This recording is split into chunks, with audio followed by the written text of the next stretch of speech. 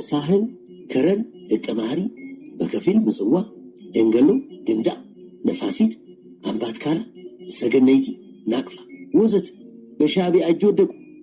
ባርካ መንደፈራ አዲቋላ አቆርዳት ተሰነይ ወዘት በጀብሃ ተያዙ። አስመራ ባሬንቱና በከፊል ምጽዋ ነበሩ በመንግስት ይጀቀሩት። እነዚህንም ቢሆን የጊዜ ጉዳይ ነበር። የምጽዋ 3/4 ክፍል ተይዟል። አስመራ በ7 ኪሎ ሜትር ርቀት ተከባለች። የአስመራ ጉሮሮ ታንቋል። ምግብ፣ ውሃ፣ መብራት፣ ማገዶ የለም። ረሃብ ገብቷል። እሱን ይጥር ያሯል። የቤት ዕቃ እየፈለጡ ማንደድ ተጀምሯል። ከተኩስ ሌላ የሚሰማ ሙዚቃ የለም። ተኩሱ ለአንድ አፍታ ሲቆም ዓለም እንደ ሙታን መቃብር ጸጥ ይላል እና መልአከ ሞት መጥቶ በጆሮ ያንሾካሹካል። አየሩ የሞት ጠረን ይዞ ይመጣል። ሕፃናት ተርበው ያለቅሳሉ። እናቶች ተጨንቀው ዋይታ ያሰማሉ። ሽማግሌዎች ከደጅ ቁጭ ብለው ይተክዛሉ። ፋብሪካዎች ጢስ አይታይባቸውም። ማሳዎች ጦም አድረዋል። ገበያዎች አይቆሙም። ቢቆሙ ባዶ ነበሩ። ይህ ቁልቋል ገበያ። ተገንጣዮች ወይም የውስጥ ደጋፊዎቻቸው እንደሚሉት ተጋደልቲ ዛሬ ሊገቡ ነው፣ ነገ ይገባሉ በማለት ወሬ ስለሚያናፍሱ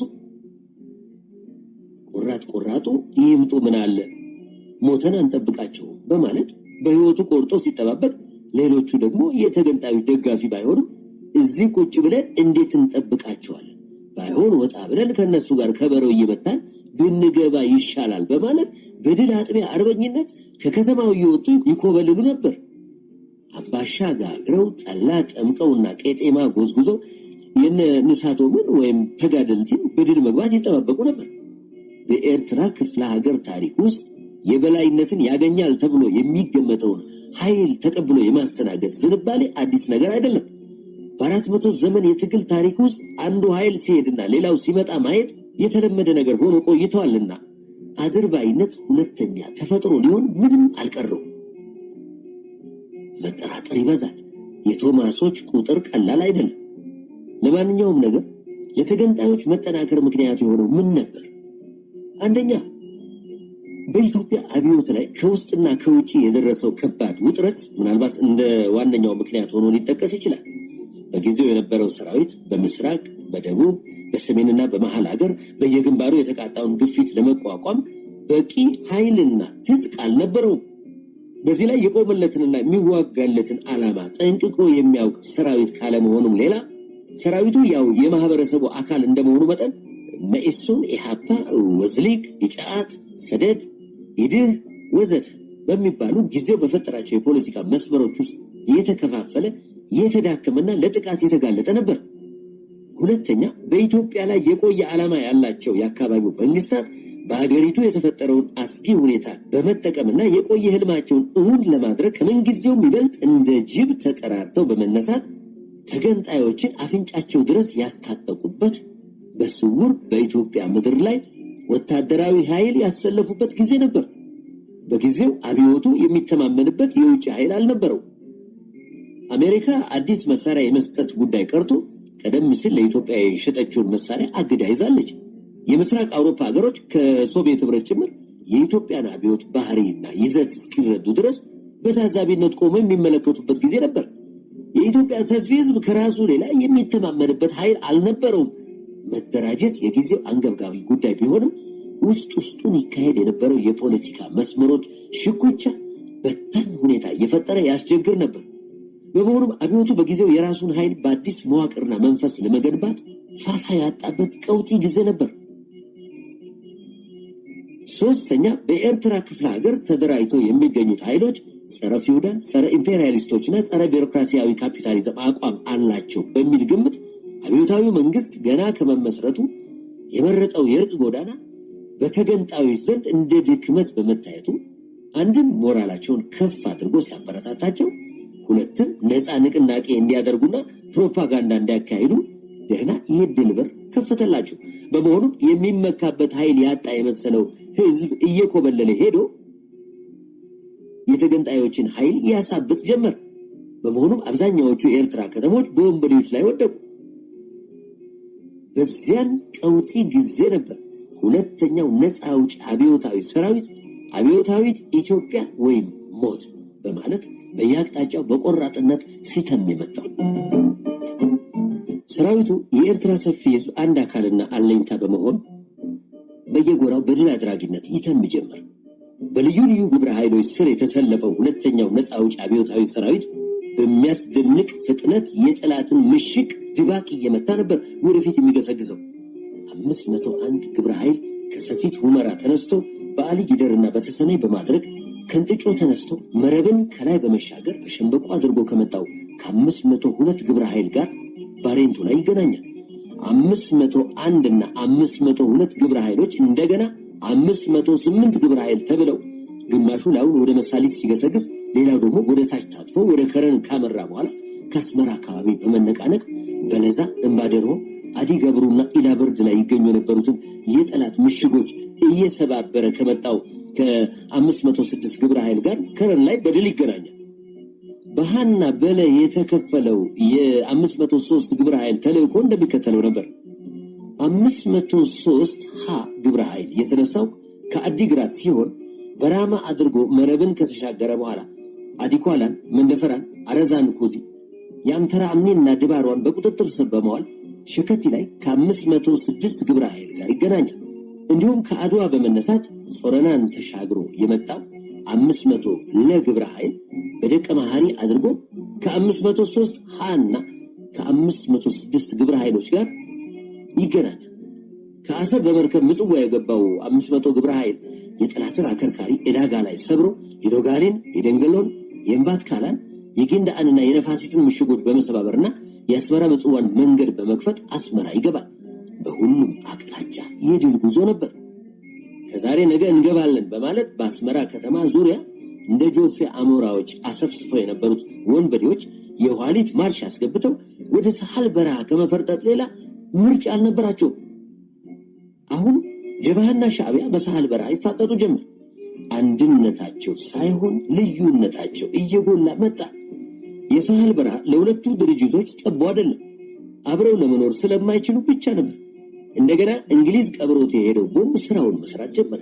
የኤርትራን ህዝብ በውስጥም ሆነ በውጭ የሚወክለው ማን ነው የሚለው መሰረታዊ ጥያቄ እየጎላ መጥቶ በሻዕቢያና በጀብሃ መካከል የእርስ በርስ ጦርነት እንደገና ተከፈተ። የጀብሃ ኃይል እንዳለ ተመታ። ሻዕቢያ የበላይነት ተቀዳጀ። ቀደም ሲል ሻዕቢያ የሶስት ድርጅቶች ግንባር መሆኑ ቀርቶ የደቡብ ሀገር ተወላጆች ብቻ ፖለቲካዊና ወታደራዊ ስልጣን በሞኖፖል የጨበጡበት ድርጅታዊ መዋቅር ሆኖ ነበር። ደገኞችም ቢሆኑ እርስ በርሳቸው ተስማምተው ሊኖሩ አልቻሉ። የአካለ ጉዛይ የሰራይ ሴራ እየተባለ የእርስ በርስ ፍጅት ስለቀጠለ በመጨረሻ ሻዕቢያ የአንድ አካባቢ ተወላጆች የስልጣን መድረክ ለመሆን በቃ። ጀብሃና ሻዕቢያ ኤርትራን በሙሉ በቁጥጥራቸው ስር ለማዋል ቢችሉ ኖሮ ምን ይሆን ነበረ ብለን እስቲ እናስብ። ያው የታወቀው ነገር ይሆን ነበር። ታሪክ በአዲስ ክስተት ወደፊት ቢራመድም መሰረቱን አይለቅም። የእንግሊዝ ፖለቲካዊ ቦምብ በባሰ ሁኔታ በኤርትራ ምድር ይፈነዳ ነበር። ሌላ የኮንጎ፣ የናይጄሪያ፣ የቻድ ሁኔታዎች በአፍሪካ ምድር ይፈጠር ነበር። ይከተል የነበረውን ጥፋትና እልቂት ለማሰብ አይቻልም። ቢያስቡትም ይዘገንናል። በመጨረሻ ከዚህ ሁሉ ምንድን ነው የምንማረው?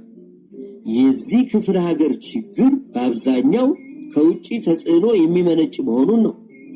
የኤርትራ ህዝብ ይሄን ማወቅ አለበት። የውጭ ኃይሎች መሳሪያ በመሆን እስከ መቼ ድረስ የገዛ አገራችንን ስንወጋ እንኖራለን? ቅኝ ገዢዎች በመካከላችን ጠምደው የሄዱትን እየቆየ የሚፈነዳ ቦምብ ነቅለን መጣል አለብን። ይሄን ልናደርግ የምንችለው እርስ በርሳችን ስንተማመን ነው። ልባችንን መክፈት ስንጀምር ሲል አንድ ወንድና ሴት ተያይዘው መጡ። ስዕላይ በራይ መሆን አለበት አልኩ። ግን አይኔ ሮጦ ያረፈው ልጅቷ ላይ ነበር። ንጉሥ ዳዊትን የፈወሰችው ሰሜናዊት ቆንጆ ልብ ስንጥቅ ታደርጋለች። ረጅም ባለ ጥልፍ ቀሚስ ለብሳ ትንሽ ነጠላ ትከሻዋ ላይ ጣል አድርጋለች። በጥቁር ከፋይ የታሰረ በሰለሞን ኮከብ ቅርጽ የተሰራ ትልቅ ወርቅ ከረጅም አንገቷ ላይ ጉች ብሎ ይታያል። ጥቁር ረጅም ጠጉሯ ከትከሻዋ ላይ ወርዶ ዘፍ ብሏል እና ስትሄድ ይነሰነሳል። እንደ ሌሎቹ የአስመራ ሴቶች ስንጥር መሳይ አይደለችም። ደረቷ ሙሉ፣ ዳሌዋ የኮራ ጠይም የደም ገንቦ የሚሏት አይነት ነች። አይኖቿን ተከተልኩ። አይኖቼ ተወርውረው የሄዱት ወደ ኮሎኔል ታሪኩ ወልዳይ ነበር። የተቆጣች ድመት መስላ ነበር የምትታየው። እሱም እንደ ተቆጣ ነብር ሆኖ ይመለከታት ነበር። ክራንቻና ጥፍር ባይማዘዙም በአይኖቻቸው የቁጣ ቃላት የሚለዋወጡ መስለው ታዩ። ድንገት ሰውነቱ ተቆጣ፣ ሁኔታው ተለወጠ። እሷም ደስ አላላት፣ ፈገግታዋ ጨለመ። በሁለቱ መካከል የነበረው ስሜት ደስ አላለኝም። ይሁን እንጂ ስለ ግንኙነታቸው ለማሰብ ውበቷ ጊዜ አልሰጠኝም። የምታሳስብ አይነት ሴት አይደለችም። እንዲያውም ገና ሲያዩዋት የምትወደድ ልጅ ናት። ዳቦ ሳይቆረስ ሰሜናዊት ቆንጆ ብዬ ስም አወጣሁላት። ስዕላይ በራሄና ሰለሞን በትረ ጊዮርጊስ ትከሻ ለትከሻ ተሳሳቡ። ሰለሞን እየዞረ ያስተዋውቀው ጀመር። ከኮሎኔል ታሪኩ ወልዳይ ጎን ነበር የቆምኩት። አጠገቡ መቆም ደስ አይለኝም። አጭር ባልሆንም እሱ አጠገብ ስቆም ድንቅ የሆንኩ ያህል ይሰማኛል። የኮሎኔል ታሪኩ ወልዳይን ስም ሲሰማ ጆሮን እንደሚዳቋ አቆመ።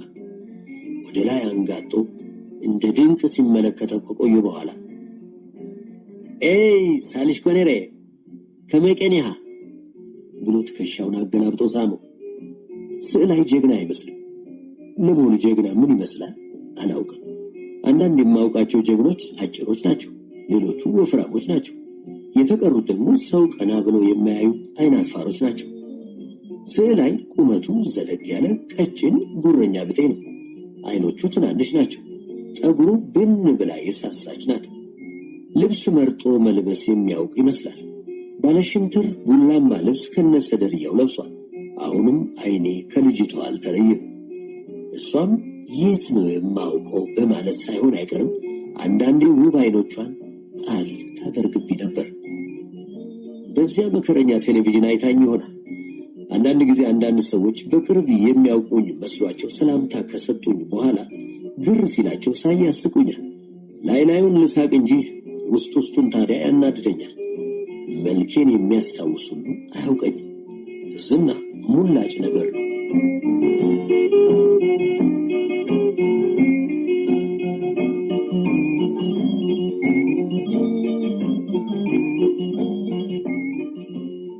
ግን ምን አይነት ሰይጣን ነህ አለ ስዕላይ አሁንም በመደነቅ ኮሎኔል ታሪኩን እየተመለከተ። አንተም ሰይጣን ነህ አለው። ሻዕቢያ አንተን ለመግደል ያልሞከረችው ነገር የለም፣ ግን 9 ነፍስ አለ መሰለኝ። ታስታውሳለህ? አንድ ቀን ደቀ መሐሪ ላይ ከበንህ ነበር። እንደምንም ብለህ አመለጥክ።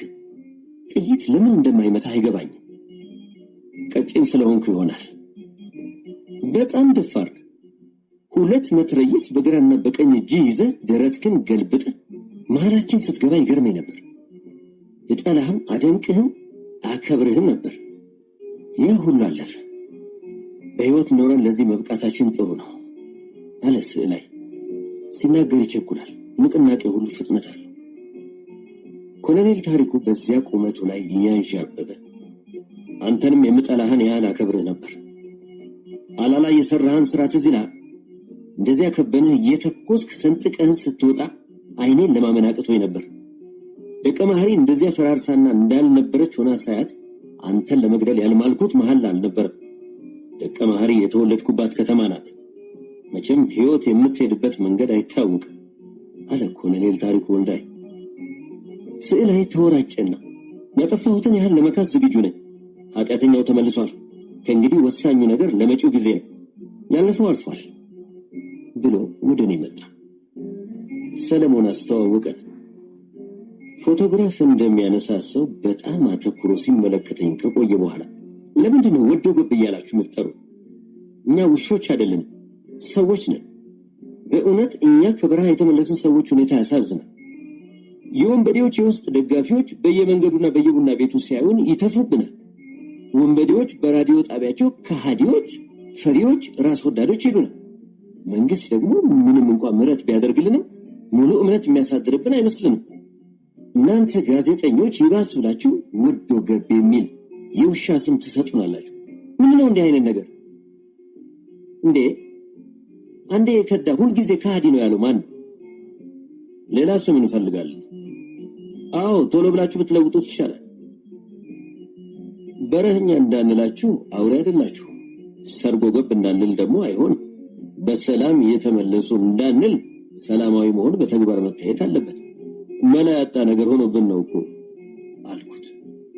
ድንገት በጥፊ እንደተመታ ሰው ክው አለ። ምን እንዳስደነገጠው አልገባኝ። ሐሳቤን ዘልቆ ለማየት የሚሞክር ነበር የሚመስለው። ትክ ብሎ አይኔን ሲመለከተኝ ቆይቶ ምን አልክ አለ። ስቀልድ ነው፣ ምን አጠፋው? መልስ አልሰጠኝም። በትናንሽ አይኖቹ እንደ መርፌ ወቅቶ ወደ ሶስቱ በረሃኞች ሄደ። ኮሎኔል በትሩ ተሰማ ጀርባዬን ነካ አድርጎ ምን ብትለው ነው የተቆጣው ብሎ ጠየቀኝ። መቼም ያንን ደስ የሚል ፈገግታውን በምሽት ከሚያበራው ፊቱ ላይ ለጥፎ እያየ እንዳላየው ሆኖ የሰው ስሜትና ሁኔታ ማጤን ልምዱ ነው ኮሎኔል በትሩ። የሆነችው ነገር አታመልጠው። አንጎሉ እንደ መዝገበ ቃላት ሁሉም ነገር ይመዘግባል። ከንፈር የማንበብ ችሎታ ሳይኖረው ይቀራል። ወዶ ገብ ከማለት ሰርጎ ገብ ማለት ይሻል ይሆን ስላልኩት ነው። ለምን እንዲህ አልከው ልጄ? ቀልዴን ነበር። ምን ነው ጠየቀኝ። እንዲያው ነው። ይልቅ ከሱ ጋር የመጣችው ልጅ አይኗን ጥላባሃለችና ሂድና ጫውታት። ሴት አትቅረቡ ብለህ የለም እንዴ? ይልቅ እድል አያመልጥ ብሎኝ ሄደ። ምን አለበት አልኩና ወደ ልጅቷ ሄዱ። የወንዶችን ወንዳ ወንድ ንግግር መስማት አሰልችቶኝ ነበር። ለውጥ አይከፋም። ምን ነው ብቻሽን ቆምሽቱ? ምን ትጠጃለሽ? ምን ላምጣልሽ? ቢራ በስፕራይት? የጥያቄ ፊት አሳየኋት። በቢተር እሺ፣ ቢራ በስፕራይት ሲጠጣ ግን አይቼም ሰምቼም አላውቅም። ሰብቅ መስጠዩ አለች። ስትናገር ጠጉሯ ይነሰነሳል። በጠጉሯ የምትናገር ነው የሚመስለው። እወኝ ጸበቁ ሲቆላ አልኳት። ትግርኛ ትዛረብ ዲካ? እወ ቁሩብ እስኪ ሃበል ሃ እስኪ አበል አ ትግርኛ አትችልም አባቴ ይሙት አለችኝ እየሳቀች። ጥርሶቿ ታይተው አይጠገቡ። የውበት አምላክ በጥንቃቄ የደረደራቸው የቀይ ባህር እንቁዎች ይመስላሉ። ይሄ ጉሮሮ የሚፍቅ ቋንቋ መጓጉጥ ነው አልኳት። እንጥላችሁ ስላልተቆረጠ ይሆናል። እስኪ መቶ በይ። ሞቶ እስኪ አንተ በይ። አንተ አንቺ አማርኛ አትችይም አባቴ ይሙት አልኳትና መጠጧን ላመጣላት ሄድኩ።